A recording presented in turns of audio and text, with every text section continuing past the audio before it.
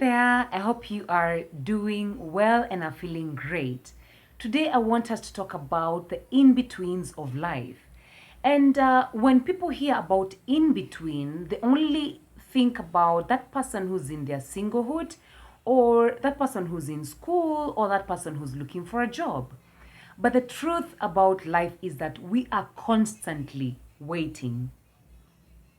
And the question is, are you feeling in between right now? Or have you ever felt in between?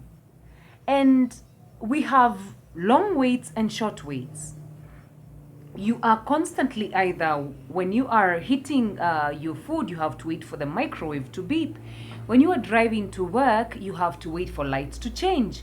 When you go to a doctor for a medical exam, you have to wait for the results. When you send an email to someone, you have to wait for a response. When you call someone, you have to wait for them to pick up. As in, we are constantly waiting. And I don't know whether you've watched the movie The Terminal. Tom Hanks plays an Eastern European traveler by name Victor Navorsky. Victor Navorsky is passing through JFK Airport in New York.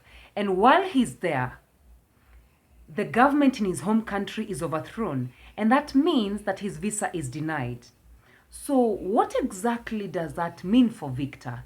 It means that he has no home country to go to, and he has no legal papers that would allow him to go to any other country. It is a movie that shows you clearly how our life is. So what does Victor do? He stays in the airport or at the airport, and he doesn't stay for hours, not for days. He stays there for months, and he makes his stay effective. And it shows you what you should do while you wait, while you are waiting for that phone call from a company that you interviewed with, or when you are waiting for those results. What should you be doing with yourself? If we look at the Bible, we have many heroes who lived the in-between moment. Abraham was told that he's going to have many descendants, but he was infertile. And he and the wife Sarah were quite old. So his in-between moment was that period of infertility. If we look at Noah, Noah is told we're going to have rains, we're going to have floods.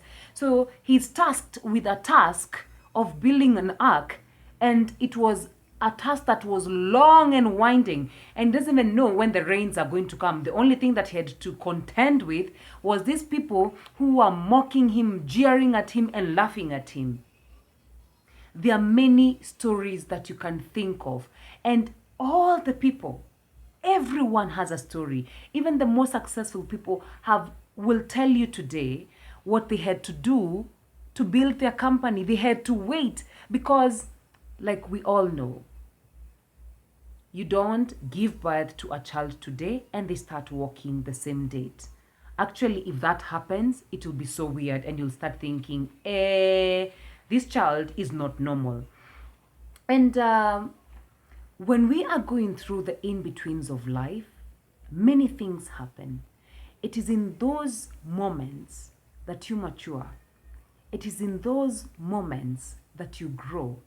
It is in those moments that you deepen your faith in God. Like St. Augustine said, Lord, our hearts are restless. You formed us for yourself, and our hearts are restless until they rest in you. While you are waiting, what should you be doing really? 1, develop your gifts. Grow yourself, read as much as you can, volunteer in a children's home, in a place that you can be teaching or mentoring young kids.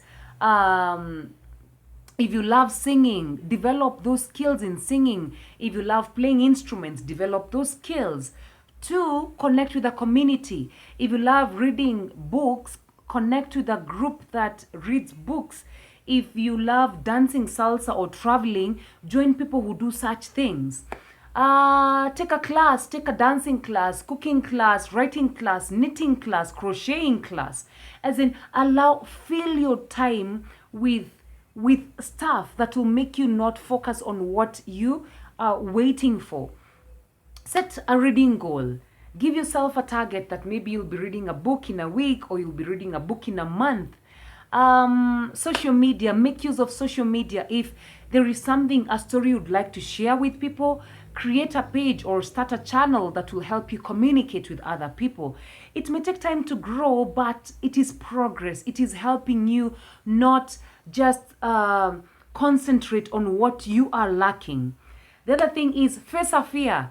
If you are scared of heights, go zip lining or all these other things that people do so that they can overcome their fears. Do a round table. If you have a group of friends, maybe singles, you could start a round table. You'll be discussing matters and the challenges that people face in their singlehood. You could also discuss about marriage and what you're looking forward to in marriage. In short, what I'm trying to say is, while you are in that season of in between, just remember that every season has a reason. And like Winston Churchill said, if life gives you hell, keep going. Keep going. Don't sit and wallow in that misery of, what do I do? Life is so difficult. I think I need to take my life. Don't do that. As you wait for those job applications that you have applied and you're not getting results, start checking on what you can do with yourself, the skills that you have, because all the answers, as we have been told over and over again, they come from within us. As you wait, trust in God. Our souls are restless until they rest in Him. We may be waiting for grand things to happen in our lives, but until we grasp that fact that the only place, the only joy that we'll ever have is relying on Him, then our lives become better. Even if you are facing so many challenges in your life, you feel enriched, you feel so much at peace because you are graced with a grace that none can take away from you. As you wait for whatever you're waiting for, in this season of your wait, be patient and trust that great things are going to happen.